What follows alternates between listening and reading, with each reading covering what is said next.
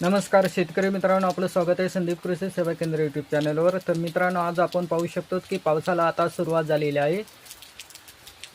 तर शेतकरी मित्रांनो, आपण पावसाबद्दल थोडक्यात एक माहिती पाहूया।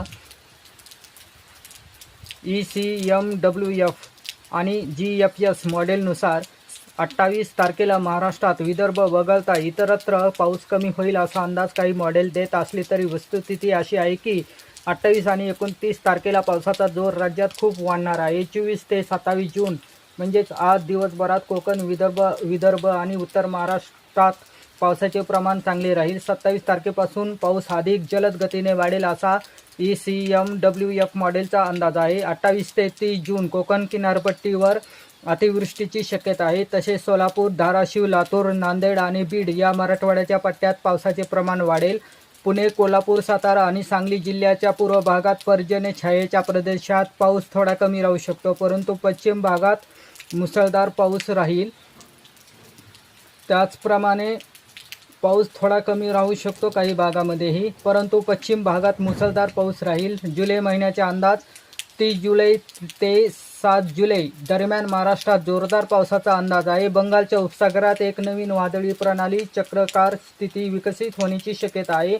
यामुळे जुलै महिन्याच्या पहिल्या आठवड्यात विदर्भ आणि मराठवाड्यामध्ये पावसाचे मोठे क्षेत्र तयार होईल। विदर्भ, मराठवाडा आणि उत्तर महाराष्ट्रासाठी विशेष सूचना। सुरुवातीच्या काळात उत्तर महाराष्ट्र, धुळे, नंदुरबार, जळगाव, उत्तर मराठवाडा आणि पश्चिम विदर्भामध्ये पावसाची चिंता वाटत होती, मात्र आता मॉडेल्स अत्यंत चांगले संकेत देत आहेत। 27 तारखेला महाराष्ट्रावर सक्रिय होणाऱ्या चक्राकार स्थितीचा सर्वात मोठा फायदा मराठवाडा आणि उत्तर महाराष्ट्राला होणार आहे। गडचिरोली आणि पूर्व विदर्भात अतिवृष्टीचा इशारा देण्यात आला आहे, त्यामुळे शेतकऱ्यांनी शेतात पाणी देऊ नये। गडचिरोली आणि पूर्व विदर्भात अतिवृष्टीचा इशारा देण्यात आला आहे, त्यामुळे शेतकऱ्यांनी शेतात पाणी साचणार नाही याची काळजीही घ्यावी। त्याचप्रमाणे शेतकरी बांधवांनो, हवामान सातत्याने बदलत असते। जुलै महिन्यात कोकण आणि विदर्भ हा पावसाचा मुख्य पॅटर्न राहील। 5-6 जुलैला काही हवामान प्रणाल्या बंगालच्या उपसागरातून उत्तर महाराष्ट्राकडे सरकण्याची शक्यता आहे। पावसाचे प्रमाण कमी जास्त होत राहील, परंतु मोठा खंड पडण्याची शक्यता सध्या तरी दिसत नाही। त्यामुळे कोणत्याही अफवांना बळी न पडता, घाबरून न जाता आधुनिक तंत्रज्ञानाची जोड देऊन आपल्या पिकांचे योग्य नियोजन करा। हवामानानुसार फवारणी आणि खताचे वेळापत्रक ठरवा। तर मित्रांनो, पुन्हा भेटूया।